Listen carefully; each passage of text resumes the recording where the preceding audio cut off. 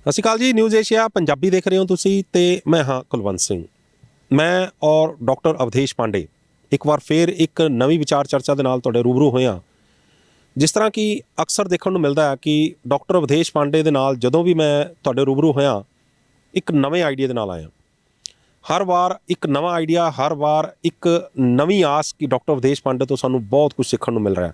ਇੱਕ ਅਜਿਹੀ ਚੀਜ਼ ਜਿਹਦੇ ਨਾਲ ਅਸੀਂ ਘਰ ਬੈਠੇ ਹੀ ਛੋਟਾ ਜਿਹਾ ਇੱਕ ਟੋਟਕਾ ਕਰਕੇ ਹੀ ਅਸੀਂ ਆਪਣੇ ਆਪ ਨੂੰ ਠੀਕ ਕਰ ਸਕਦੇ ਹਾਂ। ਅੱਜ ਦਾ ਜਿਹੜਾ ਵਿਸ਼ਾ ਰਹੇਗਾ ਉਹ ਇੱਕ ਅਜਿਹਾ ਵਿਸ਼ਾ ਹੈ ਜਿਹੜਾ ਕਿ ਲਗਭਗ ਜਿਹੜਾ ਹਰ ਦੂਜੇ ਜਾਂ ਚੌਥੇ ਬੰਦੇ ਨੂੰ ਜੇਕਰ ਆਪਾਂ ਪੁੱਛੀਏ ਤਾਂ ਉਹ ਉਸ ਪ੍ਰੋਬਲਮ ਦੇ ਨਾਲ ਉਹ ਜੂਝ ਰਿਹਾ। ਡਿਪਰੈਸ਼ਨ ਇਕੱਲਾ ਡਿਪਰੈਸ਼ਨ ਨਹੀਂ ਹੈਗਾ। ਡਿਪਰੈਸ਼ਨ ਦੇ ਨਾਲ ਡਿਮੈਂਸ਼ੀਆ ਯਾਨੀ ਭੁੱਲਣ ਦੀ ਬਿਮਾਰੀ ਹੋ ਜਾਂਦੀ ਹੈ। ਡਿਪਰੈਸ਼ਨ ਦੇ ਨਾਲ ਜਿਹੜਾ ਮਾਈਗ੍ਰੇਨ ਜੁੜਿਆ ਹੋਇਆ, ਜਿਹੜਾ ਅੱਧਾ ਸਿਰ ਦੁਖਣ ਲੱਗ ਜਾਂਦਾ, ਹੋਰ ਬਹੁਤ ਸਾਰੀਆਂ ਪ੍ਰੋਬਲਮ ਆਉਣ ਲੱਗ ਜਾਂਦੀਆਂ ਨੇ। ਕਿਉਂ ਹੁੰਦੀ ਹੈ ਡਿਪਰੈਸ਼ਨ? ਕੀ ਕਾਰਨ ਰਹਿੰਦੇ ਨੇ? ਦਿੱਖ ਕਾਰਨ ਕਿਹੜੇ ਨੇ, ਅਦਿੱਖ ਕਾਰਨ ਕਿਹੜੇ ਨੇ? ਦੋਨੇ ਤੇ ਇਹਦੇ ਇਲਾਜ ਕਿੱਦਾਂ ਕੀਤੇ ਜਾ ਰਹੇ ਨੇ ਤੇ ਕਿੱਦਾਂ ਹੋਣੇ ਚਾਹੀਦੇ ਨੇ ਤੇ ਘਰ ਬੈਠੇ ਆਪਾਂ ਕਿੱਦਾਂ ਇਲਾਜ ਕਰ ਸਕਦੇ ਹਾਂ, ਆਪਾਂ ਡਾਕਟਰ ਅਵਧੇਸ਼ ਪਾਂਡੇ ਤੋਂ ਜਾਣਦੇ ਹਾਂ। ਡਾਕਟਰ ਸਾਹਿਬ, ਤੁਹਾਡਾ ਨਿਊਜ਼ ਏਸ਼ੀਆ पंजाबी ਤੇ बहुत बहुत स्वागत है। सत श्रीकाल जी। सत श्रीकाल आप सभी दर्शकों का।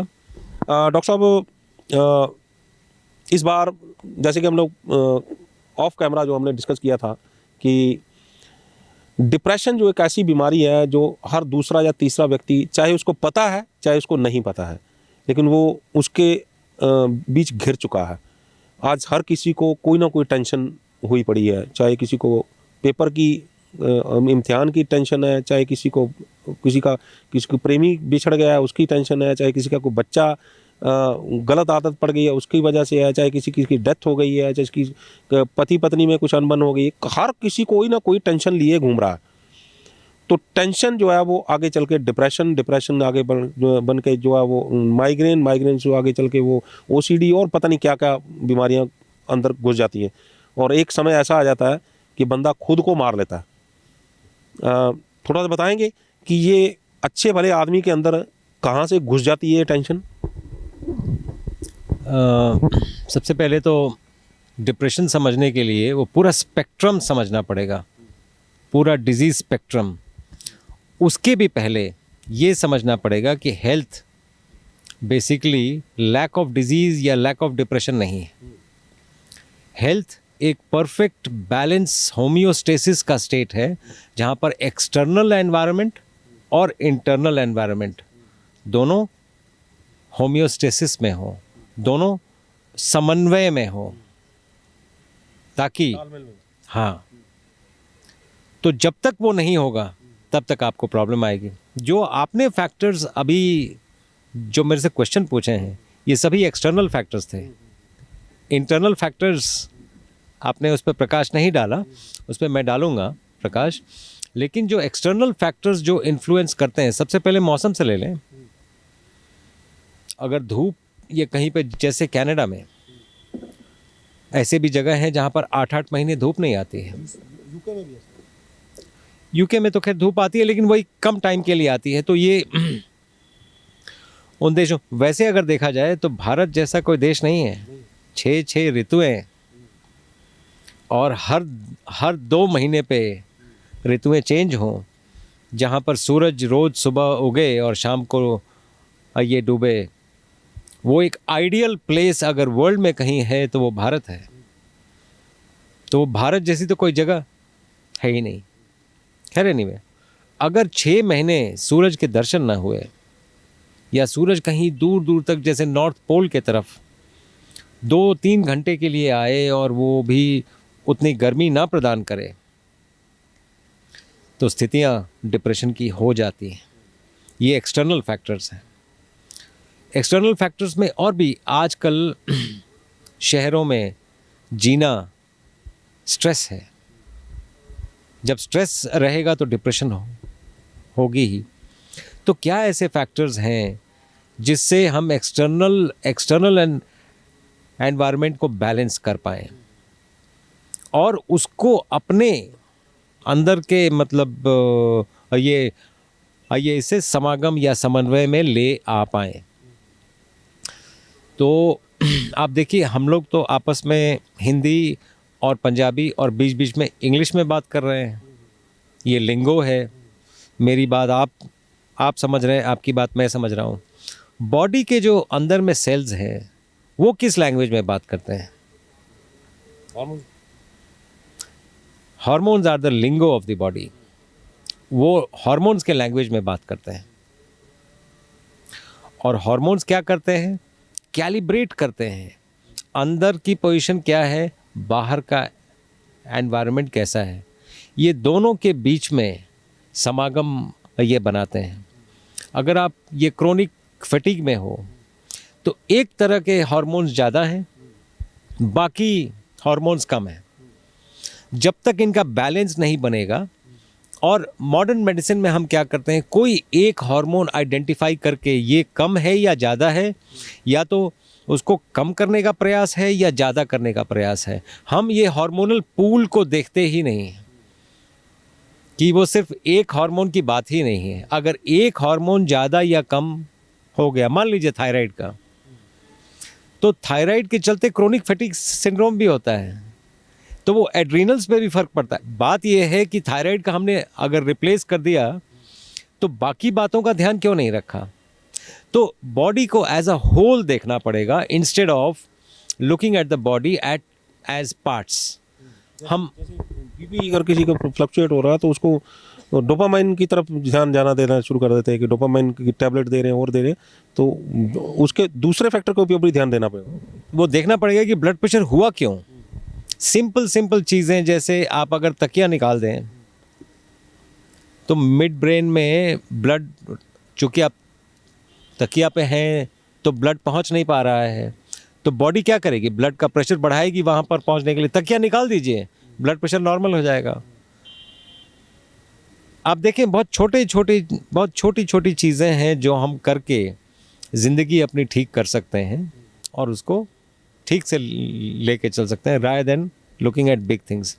कमिंग बैक टू डिप्रेशन, तो डिप्रेशन से लेके सिजोफ्रेनिया तक ये मैं पूरा स्पेक्ट्रम मानता हूँ, जिसका सिक्विला है डिमेंशिया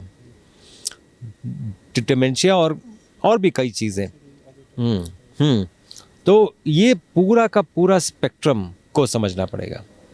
तो जो एक्सटर्नल फैक्टर्स हैं हम बात कर चुके हैं, रिलेशनशिप्स, स्ट्रेस, जॉब का स्ट्रेस, आजकल जॉब नहीं, आजकल इस वायरस का स्ट्रेस, लॉकडाउन्स, ये भी एक स्ट्रेस है, काम पे नहीं जा पा रहे हैं वो भी एक स्ट्रेस है।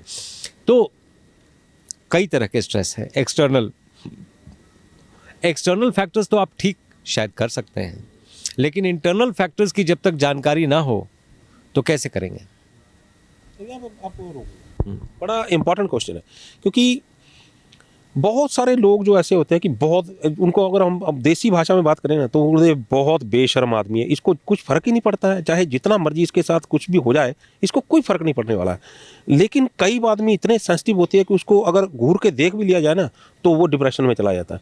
तो ये दोनों में अंतर कैसा? एक इतना बेशर्म, उसको पीट भी लो, उसको कितनी बेइज्जती कर दो, लेकिन उसको कोई फ़र्क नहीं पड़ता। दूसरा उसको घूर के भी देख लो तो वो भी अपना डिप्रेशन में चला जाता है। जैसे मैंने ये बताया, जैसे हम लोग आपस में जिस लैंग्वेज में बात कर रहे हैं, हम आपस में बातें समझ रहे हैं, बॉडी के सेल्स हार्मोन्स की भाषा समझते हैं। तो हार्मोन्स अगर किसी के ज़्यादा हैं, आप किस टाइम कैसे बिहेव करेंगे आपके हार्मोन्स पे डिपेंड करता है। अगर उस टाइम आपके जो एड्रीनल हार्मोन्स ज़्यादा हैं, आप स्ट्रेस में हैं और एड्रीनल, तो आप बहुत जल्दी नाराज़गी से बिहेव करेंगे।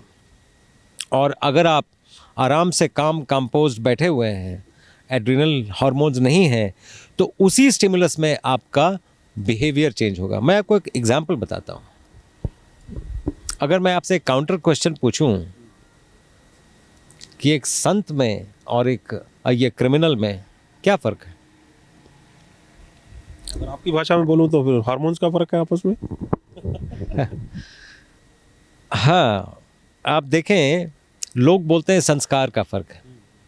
अगेन वो एक्सटर्नल और इंटरनल की बात। संस्कार इज़ एन एक्सटर्नल फैक्टर, है ना? तो ये भी संभव है कि एक माँ के दो बेटे, एक संत और एक क्रिमिनल, माँ ने संस्कार दोनों को सेम दिए हैं। तो कैसे हो गया कि एक संत हो गया और एक क्रिमिनल हो गया? कैसे हुआ ये? तो हमें ये बात समझना पड़ेगा, कैसे हुआ ये। अगर मैं आपसे पूछूं कि उसका जब तक आप संस्कार बोल रहे थे, ये मैं इसलिए बोल रहा हूँ कि एक लॉ कॉलेज में मैं गया था लेक्चर के लिए। वहाँ पर मैंने उनसे पूछा कि क्रिमिनल कोई क्यों बन जाता है, क्यों कोई बात होती है कि क्रिमिनल ये बन जाता है। तो आप स्टिमुलस का देखें, हम स्टिमुलस से इस बात पे आए हैं। मान लीजिए हम और आप बैठे हुए हैं, कॉफ़ी पी रहे हैं,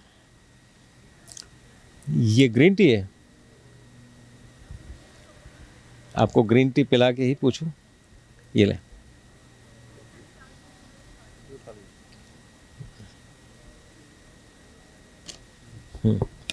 ये नींबू है, ये डैप टी है आपका।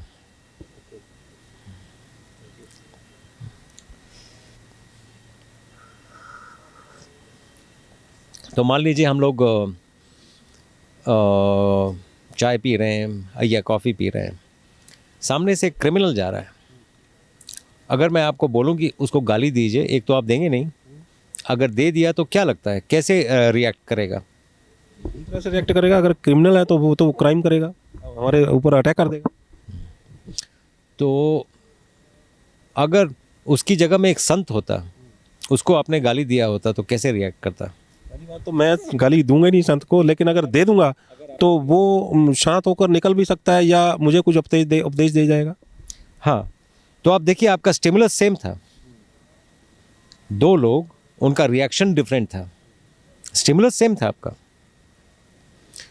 आपने वही बात दोनों को बोली, तो कैसे हुआ ये? बात ये है कि संत जो है, आप अगर गौर से देखेंगे तो क्रिमिनल अगर 4 बजे सुबह उठा होगा तो कोई क्राइम करने के लिए उठा होगा। अमूमन वो 9 बजे सो के उठता है।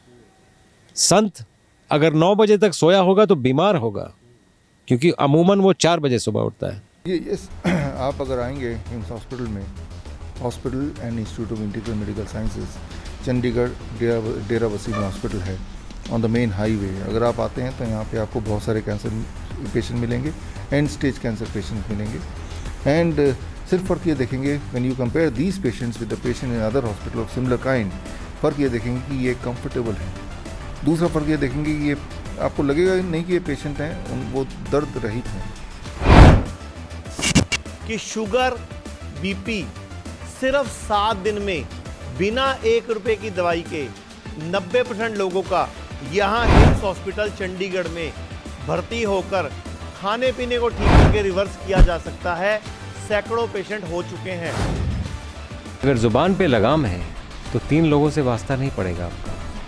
खाने के लिए है तो डॉक्टर से वास्ता नहीं पड़ेगा, बोलने के लिए है तो पुलिस और वकील से वास्ता नहीं पड़ेगा, और प्रोफेशनली इन तीनों से वास्ता ना पड़े तो ज़्यादा अच्छा है। दूसरा, दुनिया की कोई भी ऐसी बीमारी नहीं है जो खाने पीने से हो नहीं जाती है और फिर रेगुलेट नहीं हो सकती है।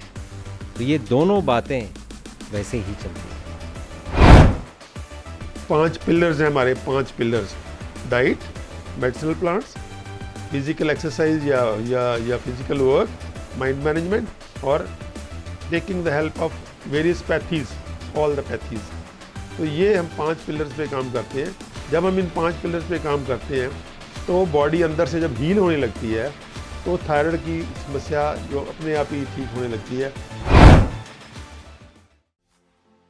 चंडीगढ़ में भारत का पहला इंटीग्रेटेड मेडिकल साइंसेज का हॉस्पिटल शुरू किया गया है, जिसका नाम हिम्स रखा गया है, hospital and institute of integrated medical sciences, जहां एलोपैथी, आयुर्वेद, होम्योपैथी, नेचुरोपैथी सब एक ही साथ पेशेंट को ठीक करने के उद्देश्य से काम करती हैं सारी पैथी।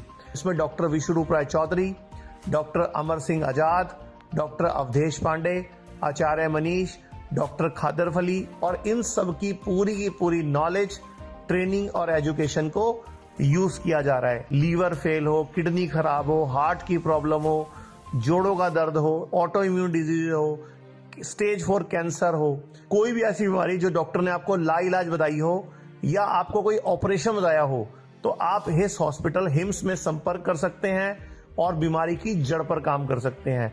रहना, खाना, पीना सब अरेंजमेंट है। अभी भारत में पटियाला में, जीरकपुर, चंडीगढ़, डेराबस्सी और दिल्ली में 14 क्लिनिक शुरू हो चुके हैं, जहां पर सिर्फ खाना पीना और लाइफस्टाइल को ठीक करके बीमारियों को रिवर्स करना सिखाया जाता है। और एक हॉस्पिटल डेराबस्सी जो चंडीगढ़ में है वो शुरू हो चुका है। ये सब हिम्स के नाम से काम कर रहे हैं। तो अगर आप भी किसी गंभीर बीमारी से परेशान हैं तो जल्द संपर्क करें हिम्स हॉस्पिटल चंडीगढ़ में। जो स्ट्रेस फाइटिंग हार्मोन, जो बॉडी में ऐसी प्रक्रियाएं, ऐसी बाहर की हवाएं ऐसी चलती हैं कि बॉडी को काम और कंपोज्ड रखती हैं। दुनिया के किसी साइकेट्रिस्ट से ये पूछ लीजिए जिनके यहाँ डिप्रेशन के पेशेंट जाते हैं, एक साइकेट्रिस्ट पूरी दुनिया में खड़े होके मुझे ये बोल दे कि उसका जो भी एक्सपीरियंस रहा होगा, कोई एक पेशेंट उसके पास ऐसा आया है जो 4 बजे सुबह उठता है और साइकेट्रिस्ट के पास जाता है, एक पेशेंट दिखा दे, एक। तो ये एक मैसेज है। मैसेज क्या है? आप अपना हार्मोन्स अंदर से बैलेंस कर लो, एक्सटर्नल एनवायरनमेंट जैसा भी हो आप उससे लड़ सकते हो। एक्सटर्नली आपका जॉब नहीं है, पार्टनर से झगड़ा हो गया, ये कई और बातें हैं, आप उससे लड़ सकते हो। लड़ने की क्षमता आपको खुद बनानी पड़ेगी। यही बात इस वायरस का भी है। वायरस को कैसे मारना है, हम इस चक्कर में पड़े हैं। अपनी इम्यून सिस्टम को इतना ऊंचा क्यों नहीं कर लेते हैं कि ये वायरस इससे 10 गुना ज़्यादा आ जाए तो क्या प्रॉब्लम है? बात आपको मैं रोकूंगा यहाँ पे। आपने बात की हार्मोन्स की, मैं समझ गया, लेकिन हार्मोनल ग्लैंड्स होते हैं, जैसे पिट्यूटरी ग्लैंड है, हाइपोथैलेमस ग्लैंड है ना, जो पाइनियल ग्लैंड हो गया। तो जितना मुझे समझ में आता, जो अब तक मैं आप जैसे ज्ञानी पुरुषों के साथ रह के मुझे कुछ समझ में आया, उसमें मुझे ये समझ में आया कि ब्लड सप्लाई जो है जब वो कम हो जाती है ब्रेन को, जो इन ग्लैंड्स को ब्लड सप्लाई जो कम हो जाती है, उसमें ऑक्सीजन सप्लाई कम हो गई, फूड कम हो गया, उसमें वाटर कम चला गया, उसको न्यूट्रिशन कम चले गए, तो उसकी वजह से ग्लैंड्स को जब जो ये उनकी खुराक नहीं मिली तो वो हार्मोनल्स इन बैलेंस हो जाते हैं। तो क्या ये इसको सच मानूं मैं?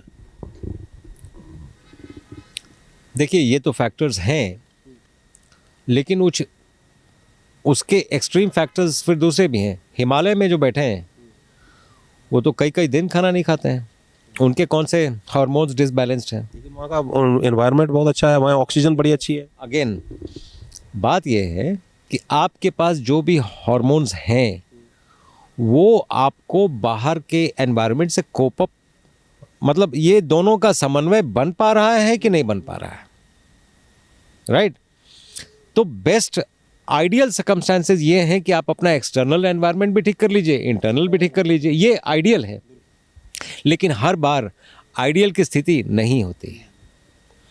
तो उसमें क्या करना चाहिए, क्योंकि ताकि आदमी डिप्रेस ना हो। आप एक्सटर्नल में, आप कनाडा में जाके सूरज को नहीं बोल सकते हैं तुम यार कल सुबह तुमको उगना ही पड़ेगा, आप ये बातें नहीं बोल सकते हैं, राइट? आपको उसमें एडजस्ट करना है।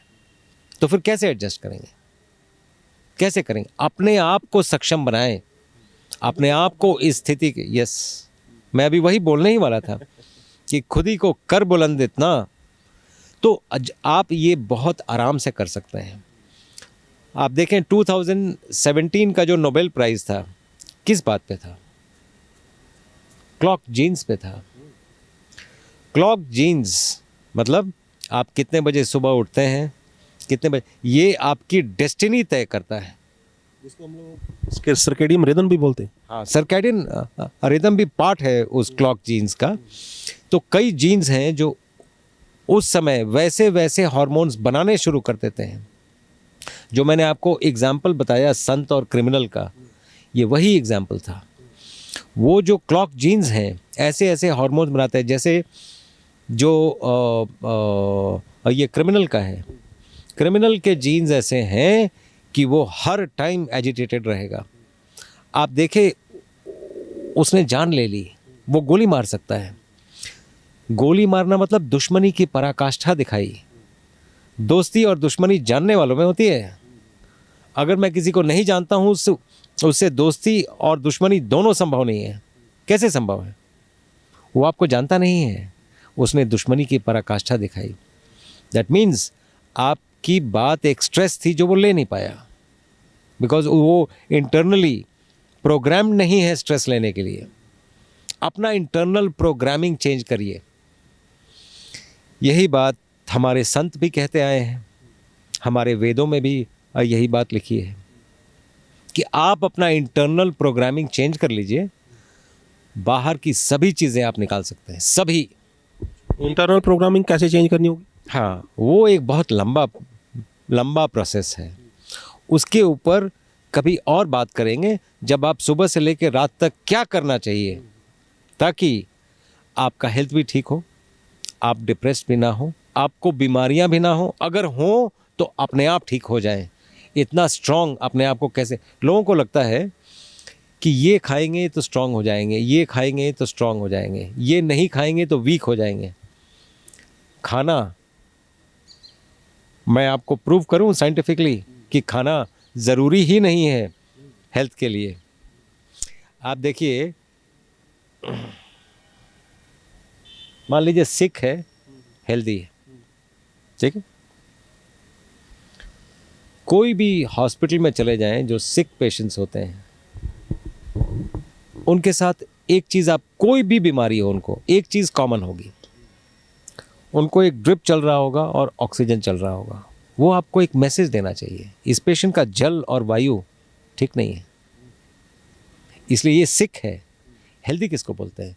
Yoga, morning walk, jogging, swimming, dancing, weight lifting, gymming, आप जो भी करें, आप क्या करते हैं? आप सांस ज़्यादा लेते हैं, सांस ज़्यादा छोड़ते हैं। जब भी आप सांस ज़्यादा लेंगे, प्यास ज़्यादा लगेगी। दौड़ के आइए, प्यास लगती है, तो आपने सांस ले लिया, पानी ले लिया, हेल्दी हो गए। नहीं तो सांस और पानी चढ़ाना पड़ता। So a thin line between health and disease is only air and water. अगर आप उसको ठीक रखें, लोग बोलते हैं ना, हम ना जलवायु बदलने जा रहे हैं, इन सो मेनी वर्ड्स। तो खाना, उसके लिए ये ज़रूरी नहीं है। खाने का इतना, हम खाने के लिए ये जी रहे हैं। इतिहास में हमने इतना कभी खाना नहीं खाया है जितना हम आज खा रहे हैं पूरी दुनिया में, और सारे प्रॉब्लम्स खाने के ही हैं, सारे। अगर वो आप रेगुलेट कर लें और बाकी जल और वायु आपका ठीक चले तो हेल्दी रहेंगे और डिप्रेस नहीं होंगे।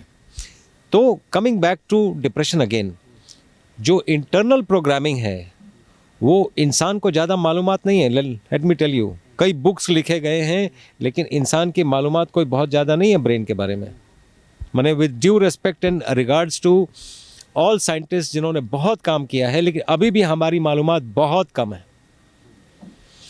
4 हार्मोन्स हम आइडेंटिफाई कर पाए हैं जो डिप्रेशन में सहायक होते हैं। अगर वो नहीं हो तो डिप्रेशन होता है, ऐसा हमारा ऑब्जर्वेशन है, साइंटिफिक ऑब्जर्वेशन। डोज कहते हैं फॉर शॉर्ट, डोपामीन, ऑक्सीटोसिन और सेरोटोनिन और एंडोर्फिन्स, डोज। तो इनकी जब कमी होती है तो पेशेंट डिप्रेस्ड होता है। इसीलिए दवाइयाँ सारी इन्हीं 4 हार्मोन्स पे बेस्ड हैं कि ये दे दिए जाएं, ये दे दिए जाएं, इनके कॉम्बिनेशन दे दिए जाएं, कुछ और सेंट्रल नर्वस सिस्टम को डिप्रेस करने के लिए दिए जाएं, एलिवेट करने के लिए दिए जाएं। बस इतना ही हम कर पाते हैं। लेकिन साइकियाट्रिस्ट, कोई पेशेंट है, वो बोल नहीं सकता है कि मैं बिल्कुल ठीक हो गया कभी, वो ज़िंदगी भर उसका पेशेंट ही रहता है। तो उसके लिए आपको इंटरनल प्रोग्रामिंग चेंज करना पड़ेगा। प्लस मेरी एक वीडियो है वेगस नर्व पे, मैं चाहूँगा कि कभी आप, हाँ, वेगस नर्व वाला आप देख लें। और एक जो ये कुंडलिनी जागरण पे है, वो आप अगर ठीक कर लें और ये हार्मोन्स का बैलेंस कर लें और हमेशा विद्या के चक्कर में रहें, कुछ सीखने के चक्कर में रहें, तो फिर विद्यार्थी के जो 5 लक्षण हैं वो आप में आ जाएंगे। चंडीगढ़ में भारत का पहला इंटीग्रेटेड मेडिकल साइंसेज का हॉस्पिटल शुरू किया गया है, जिसका नाम हिम्स रखा गया है, hospital and institute of integrated medical sciences, जहां एलोपैथी, आयुर्वेद, होम्योपैथी, नेचुरोपैथी सब एक ही साथ पेशेंट को ठीक करने के उद्देश्य से काम करती है सारी पैथी।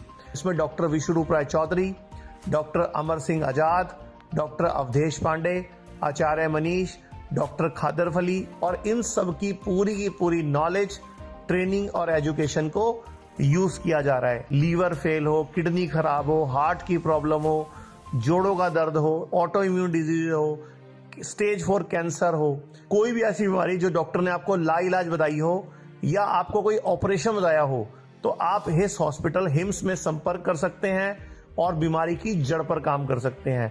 रहना, खाना, पीना सब अरेंजमेंट है। 70 बेड का ये हॉस्पिटल भारत में अपनी तरह का एकमात्र ऐसा हॉस्पिटल है जहां पर पेशेंट को ठीक किया जाता है, पेशेंट को नॉलेज दी जाती है, पेशेंट को पढ़ाया जाता है, पेशेंट को एजुकेट किया जाता है कि कैसे आपको अपनी बीमारी से खुद ही लड़ना है, यानी कि अपना डॉक्टर खुद बनना है। Be your on doctor. तो आज जरूरत है ऐसे हिम्स के हॉस्पिटल और क्लिनिक्स की। अभी भारत में पटियाला में, जीरकपुर, चंडीगढ़, डेराबस्सी और दिल्ली में 14 क्लिनिक शुरू हो चुके हैं, जहां पर सिर्फ खाना पीना और लाइफस्टाइल को ठीक करके बीमारियों को रिवर्स करना सिखाया जाता है। और एक हॉस्पिटल डेराबस्सी जो चंडीगढ़ में है वो शुरू हो चुका है। ये सब हिम्स के नाम से काम कर रहे हैं। तो अगर आप भी किसी गंभीर बीमारी से परेशान हैं तो जल्द संपर्क करें हिम्स हॉस्पिटल चंडीगढ़ में। मुझे लगता है हमने बहुत सारी गूढ़ ज्ञान की बातें कर दी। अब जो गूढ़ ज्ञान वाले होंगे उनको तो कुछ समझ में आ गया होगा, लेकिन जो मेरे जैसे कम बुद्धि हैं उनको तो कुछ समझ में नहीं आया होगा। तो जरा हम कम बुद्धि वालों की बात भी कर लें। जैसे रसोई में कोई घुस के उसमें से कुछ चीज़ उठा के खाना चाहता है, या कुछ ऐसा जो ऐसा कोई हो नुस्खा हो जिससे घर बैठे ही वो इन सभी चीज़ों से निजात ला सके। वेल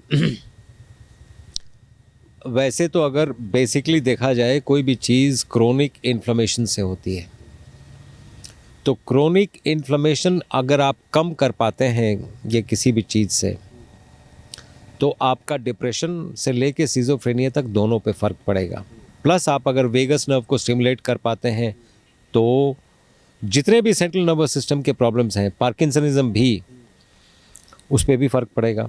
तीसरा, सबसे बड़ा घातक चीज़ इंसान ने कभी खोजा है तो वो है शुगर। नहीं, शुगर, अच्छा, चीनी। शुगर, कुक्ड फूड भी शुगर है। तो शुगर क्या करता है कि सबसे पहले इन्फ्लेमेशन बढ़ाता है। कोई भी शुगर जो है इन्फ्लेमेशन बढ़ाता है। इन्फ्लेमेशन का मतलब सोजिश नहीं, वो तो एक कंडीशन है इन्फ्लेमेशन का। थोड़ा तो दूसरी कंडीशन भी समझा दीजिए। इन्फ्लेमेशन मतलब कोई भी एक सेल है, अगर इन्फ्लेमेशन में है तो उसमें आग लगी हुई है, मतलब गर्मी आ गई, आग लगी हुई है। लोग सोचते हैं कि इन्फ्लेमेशन है तो ऑक्सीजन देंगे तो इन्फ्लेमेशन कम हो जाएगा। ऑक्सीजन क्या करती है? आग को हवा देती है, तो इन्फ्लेमेशन और बढ़ेगा। ये इस वायरस में हमने ये देखा है, राइट। तो बेसिकली क्या है कि आपको एंटीऑक्सीडेंट्स देने पड़ेंगे, ऐसी चीज़ जो एक्सेस ऑक्सीजन को वहाँ से निकाल दे। इसीलिए हल्दी हमेशा इन्फ्लेमेशन कम करती है। Cooked food is inflamed food, raw food lowers inflammation. तो ये सभी चीज़ें आप अगर करें, हमारे यहाँ आप कभी देखें 70 to 80% food is raw food.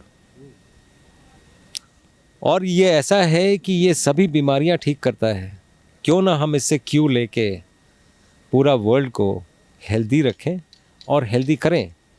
हमारा ये होना चाहिए और हमारा प्रयास यहाँ पे यही रहता है कि पेशेंट आए, वो यहाँ पे सीखें कि ज़िंदगी कैसे जीना है और वापस जाके यही काम करें,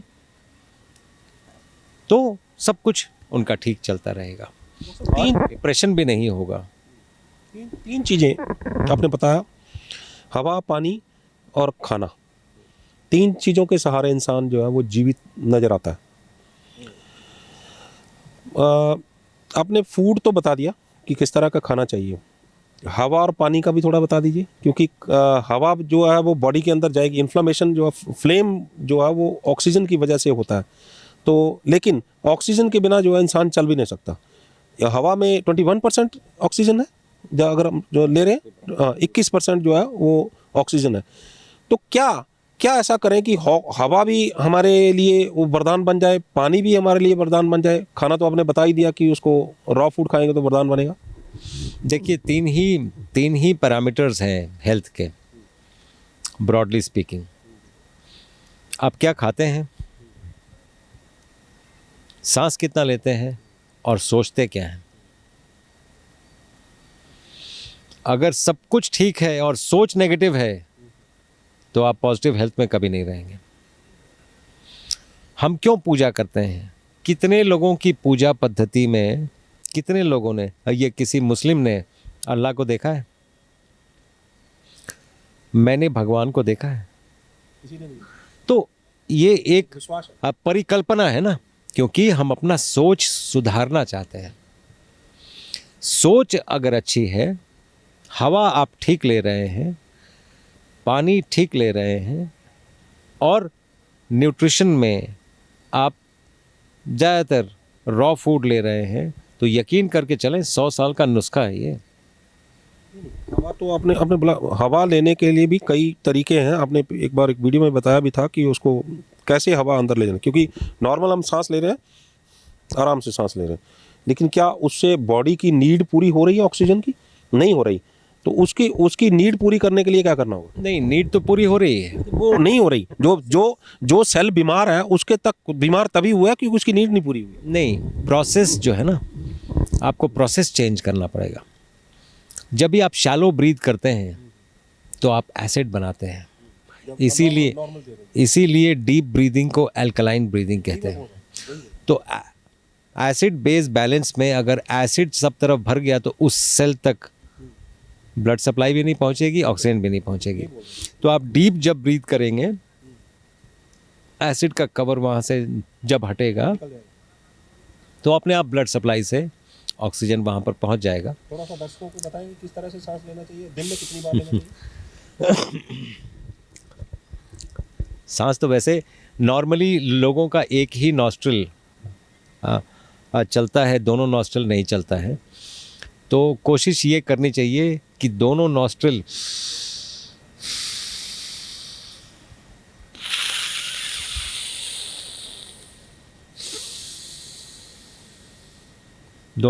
खोल लें, क्योंकि यही तरीका है हवा अंदर जाने का। अगर एक ही चल रहा है तो आप वैसे भी 50% ही हवा ले रहे हैं।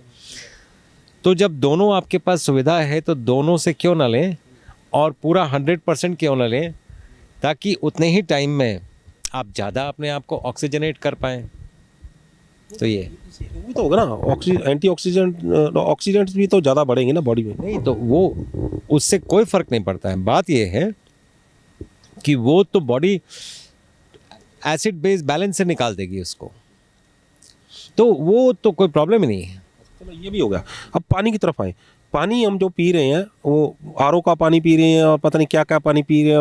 उसमें जो पानी की जगह न्यूट्रिशन, वाटर की जगह, न्यूट्रिशंस की जगह हम लोग ले रहे हैं एसिड, क्योंकि वो जो हम लोग फिल्टर वाटर जितने भी पीते हैं वो एसिड है।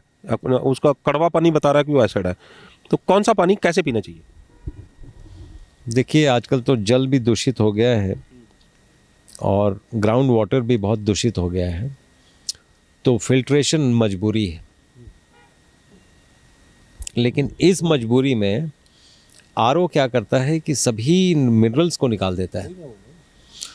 तो ये बेहतर आइडिया है कि आरओ का पानी लेके घड़े में डाल दें। घड़े में मिट्टी है, धरती है, सारे मिनरल्स यहीं होते हैं, इसमें किसी चीज़ की कमी नहीं है। इसके पास ताकत है एक बीज को पेड़ बनाती है। तो आप उसको घड़े में डाल दें। अगर कई बार फॉरेन कंट्रीज़ में ये घड़ा मिलना कई बार मुश्किल होता है, कई बार ज़्यादातर मुश्किल नहीं बहुत सी जगहों पे मिलता है, मैं गया हूँ देखा हूँ, हैं ये मिल जाते हैं, लेकिन कई बार मुश्किल होता है। ऐसे कंडीशन में आप कॉपर के बर्तन में रख दें, ठीक है। आपको याद होगा, अब मुझे याद है बचपन में हम लोग जब ट्रेन से कोई ब्रिज क्रॉस करते थे तो उस समय ना 10 पैसे का एक सिक्का आता था, तो वो माँ बोलती थी कि नीचे फेंक दो। कुछ नहीं था, वो कॉपर था। कॉपर पानी में हम ये डाल रहे हैं, फंडा वही है, फंडा वही। मेरी माँ तो बहुत पढ़ी लिखी नहीं थी, लेकिन उसको ये बात पता थी। हम आजकल पढ़े लिखे लोगों को नहीं पता है, ये बात होती है। विजडम है ये, विजडम है ये। विजडम कोई ज़रूरी नहीं है कि पढ़ाई लिखाई से ही आता है, कई बार पढ़ाई लिखाई से जाता है, विजडम चला जाता है। तो ये तो डिप्रेशन के लिए आपने ये खाना, हवा और पानी तीनों चीज़ हमने बता दी, और खुश रहना जो है वो भी बता दिया कि खुश में आप पॉजिटिव रहेंगे और आप अपना जलवायु ठीक रखेंगे और मिनिमम अल्पाहारी आप अगर रहेंगे तो आपका इंटरनल बहुत स्ट्रांग हो जाएगा। जैसे मैं लोगों से पूछता हूँ, मैं नॉर्मली एज जो है सालों में नहीं गिनता हूँ, दिनों में गिनता हूँ।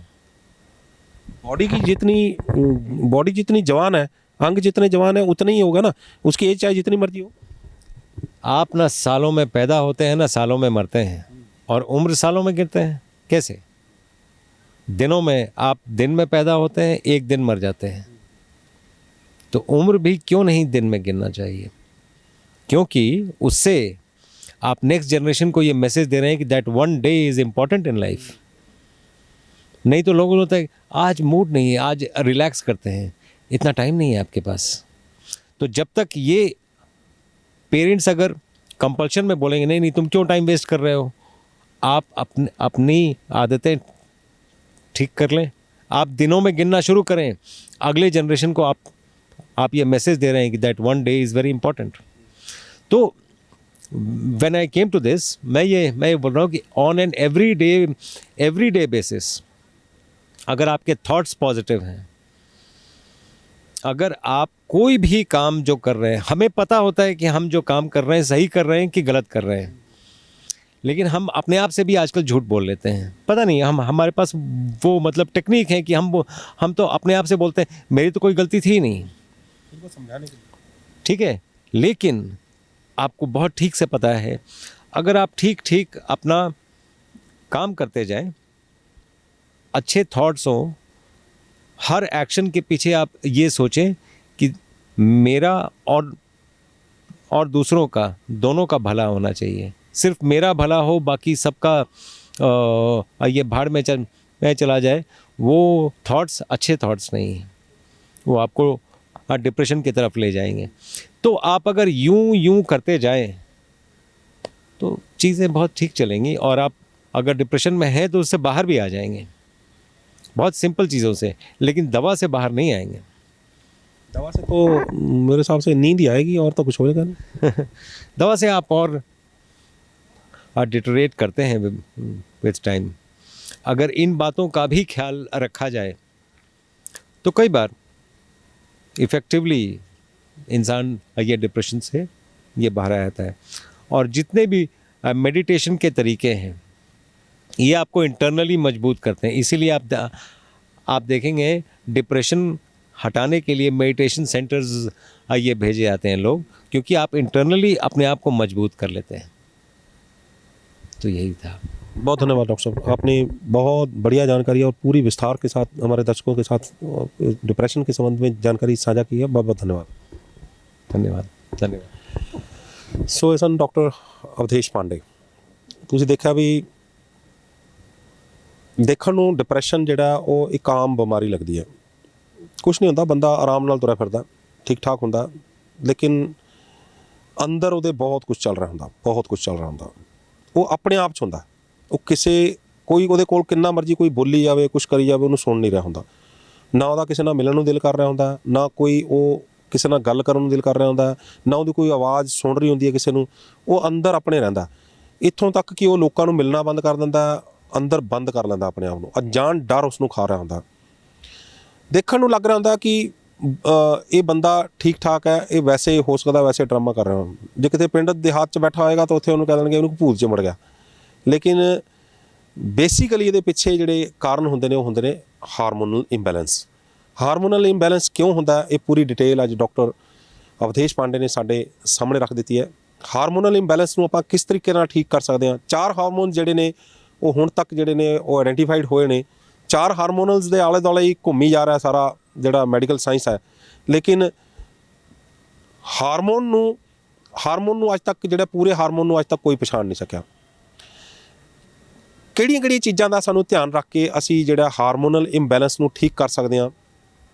ਹਵਾ, ਪਾਣੀ, ਖਾਣਾ, ਇਹ ਸਾਡੇ ਲਈ ਕਿਸ ਤਰੀਕੇ ਦੇ ਨਾਲ ਵਰਦਾਨ ਸਾਬਤ ਹੋ ਸਕਦੇ ਨੇ। ਬਿਮਾਰੀ ਨੂੰ ਅਸੀਂ ਬਿਨਾਂ ਦਵਾਈ ਤੋਂ ਕਿਸ ਤਰੀਕੇ ਨਾਲ ਠੀਕ ਕਰ ਸਕਦੇ ਹਾਂ, ਪੂਰੀ ਡਿਟੇਲ ਤੁਹਾਡੇ ਸਾਹਮਣੇ ਰੱਖ ਦਿੱਤੀ ਹੈ। ਉਮੀਦ ਕਰਦੇ ਹਾਂ ਕਿ ਤੁਹਾਨੂੰ ਇਹ ਗੱਲਬਾਤ ਪਸੰਦ ਆਈ ਹੋਵੇਗੀ। ਤੇ ਜੇ ਪਸੰਦ ਆਈ ਹੈ ਤਾਂ ਇਹ ਵੀ ਉਮੀਦ ਕਰਾਂਗੇ ਕਿ ਇਸ ਨੂੰ ਵੱਧ ਤੋਂ ਵੱਧ ਸ਼ੇਅਰ ਕਰ ਦਿਓ, ਕਿਉਂਕਿ ਡਿਪਰੈਸ਼ਨ ਦੇ ਪੇਸ਼ੈਂਟ ਤੁਹਾਡੇ ਆਲੇ ਦੁਆਲੇ ਤੁਹਾਨੂੰ ਬਹੁਤ ਸਾਰੇ ਮਿਲ ਜਾਣਗੇ। ਹੋ ਸਕਦਾ ਤੁਹਾਡੇ ਘਰ ਦੇ ਵਿੱਚ ਵੀ ਹੋਣ, ਤੇ ਜੇ ਹੈ ਨੇ ਤਾਂ ਜੇਕਰ ਇਸ ਜਾਣਕਾਰੀ ਨੂੰ ਅੱਗੇ ਸ਼ੇਅਰ ਕਰਨ ਦੇ ਨਾਲ ਕੋਈ ਇੱਕ ਮਰੀਜ਼ ਵੀ ਠੀਕ ਹੋ ਜਾਂਦਾ ਤਾਂ ਅਸੀਂ ਸਮਝਾਂਗੇ ਕਿ ਇਸ ਵੀਡੀਓ ਨੂੰ ਬਣਾਉਣ ਦਾ ਮਕਸਦ ਕਾਮਯਾਬ ਰਿਹਾ। ਸਾਡੇ ਚੈਨਲ ਨੂੰ ਸਬਸਕ੍ਰਾਈਬ ਕਰਨਾ ਨਾ ਭੁੱਲਿਓ। ਅਗਲੀ ਵਾਰ ਫੇਰ ਹਾਜ਼ਰ ਹੋਵਾਂਗੇ ਇੱਕ ਨਵੇਂ ਮੁੱਦੇ, ਇੱਕ ਨਵੇਂ ਮਹਿਮਾਨ ਦੇ ਨਾਲ। ਉਦੋਂ ਤੱਕ ਮੈਨੂੰ ਦਿਓ ਇਜਾਜ਼ਤ। ਧੰਨਵਾਦ।